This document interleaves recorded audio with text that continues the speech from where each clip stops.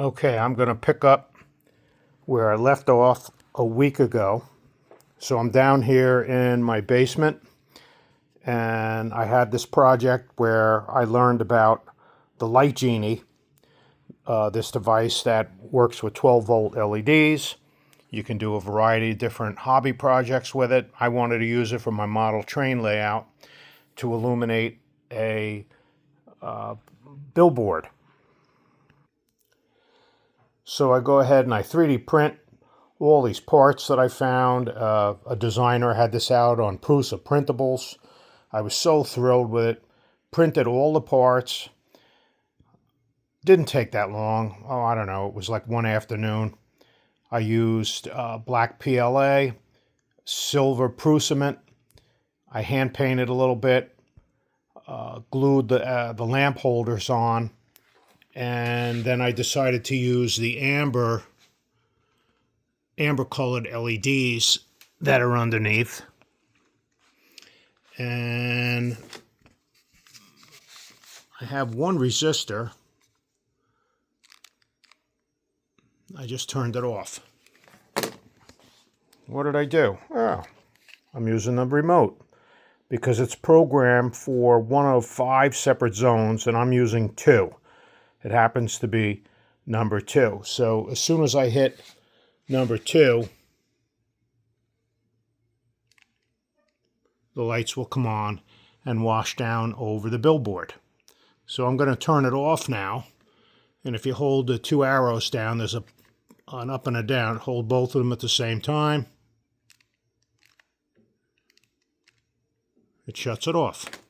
That's just one of 20 separate different light effects that you can do for a specific circuit.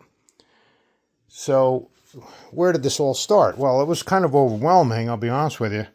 Once I got the receiver, I'm like, okay, which set of wires will I use? You can do a variety of different things with this project. That's what's cool about it. So I'm like, okay, I'm just going to use the 2 white and the 1 blue.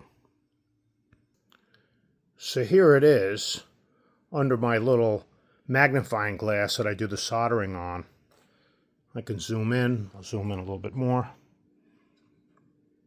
And, you know, it's just these 3 short wires, 2 white and 1 blue, and it has the connector, plugs right in to the receiver. But I wasn't sure. It's trial and error. You're learning, right? So here's my LED that I chose to use. This is supposed to be amber. It puts out an amber color, which you just saw. They come in a pack of 4.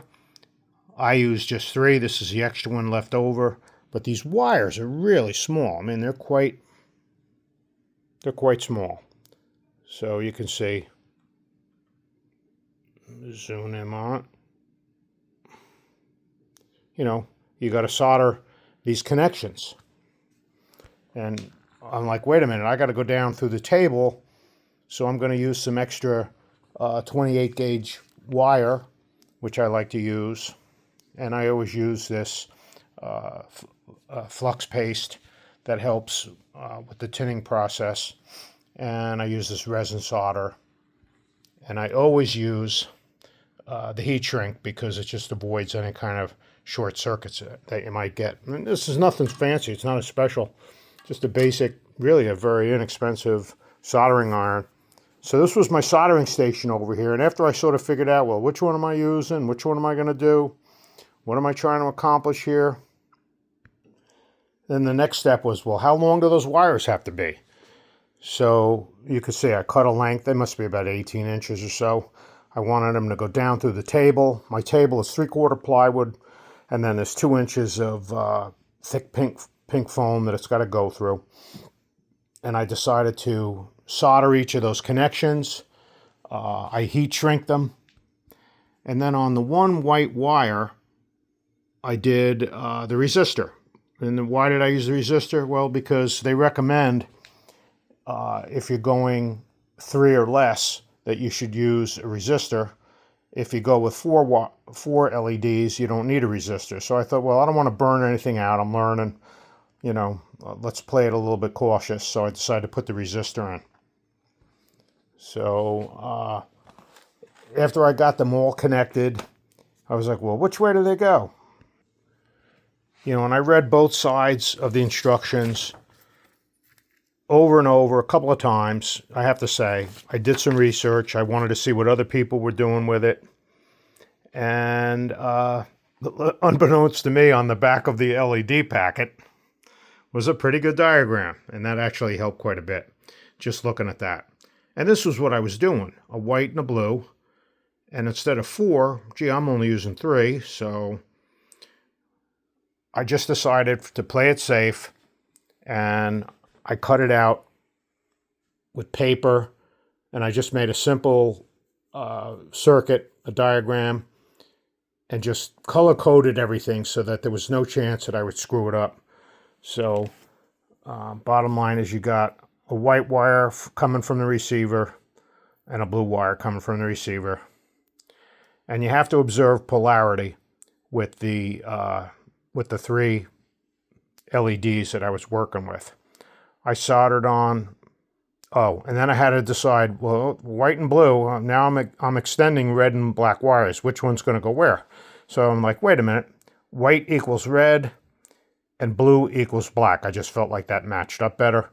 So then after I put the extensions on these 3 LEDs here, I wrote it down, and then I used the color coding from the markers just to make sure that I didn't screw it up. And then I went ahead and soldered everything. And, you know, I have to say I was pleasantly surprised. I came over, I double-checked my paperwork one more time. Then I went and I plugged in the receiver. There's an outlet right here hanging over my bench. And I had to take my time. And I just went with these very simple. I didn't want to solder anything, because this whole thing, just think about it. You know, all those wires, all this whole thing's got to go down under the table. And now I'm going to be working under the table. So I tried to keep it as simple as possible. So I decided to just take a piece of cedar, 3/4 cedar, and use standoffs and put 2 screws. I was very careful not to destroy the receiver. And now what I'll do is I'll just either Velcro this under the table, or I'll use a screw or 2 and make my connection under the bench. And then all of this goes together very quickly with these quick connect, pressure sensitive connectors for the wires that work with the really minor small gauge wire. I just used the blue tape to secure everything while I didn't want to take a chance of short circuiting something. And then so all of these wires are going to get passed down to a small hole in the bench, and then reconnected again like this once I'm all done. So here we are, number 2. And all I have to do for one of 5 zones, and I'm using number 2. And those lights are going to come on. And if I want to toggle through, I can go up or down with the toggle buttons. And there's all the different effects, which are quite cool. And if I decide to, I can just shut it off. I push both at the same time, the up and the down at the very same time. And then it turns it off. So there's so much. I mean, I'm only scratching the surface here. I was like really thrilled to see all the different things that you can do. And all 3 of these lights do each of these things, you know, and I can just choose which one to go with. So I decided to just stay with the very simple, very simple, either just on or off at the maximum amount. And I suppose if I remove that resistor, they might get slightly brighter. I don't know. I might try that. We'll see. All right, so here's what it looks like. It's a little bit darker out, so I turned all the lights off in the shop to kind of give you an idea so you have a sense of what this might look like. And I decided to 3D print the billboard, and then I just went out and grabbed a couple of images that I could swap out on the billboard here over a period of the time. I'm planning on heading to Chattanooga in July and into early August for the National Convention. And now when I hit number 2, there we go. So I get a nice washed effect on the billboard. And I printed a couple of additional ones. I'll just show you a couple other ones. of the event in Chattanooga.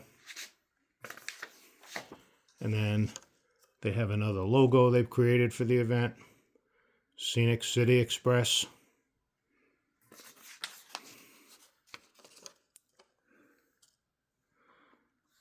And then another one there, August 1st and 2nd in Chattanooga, Tennessee. See you there. All right, well, I appreciate you hanging with me. And maybe the last video might be my reflection, thinking back on everything, and actually seeing it sitting on the table with a couple of trains running around. I know my grandson will be excited to see all this tomorrow when it comes here to the house. Thanks for watching. Take care.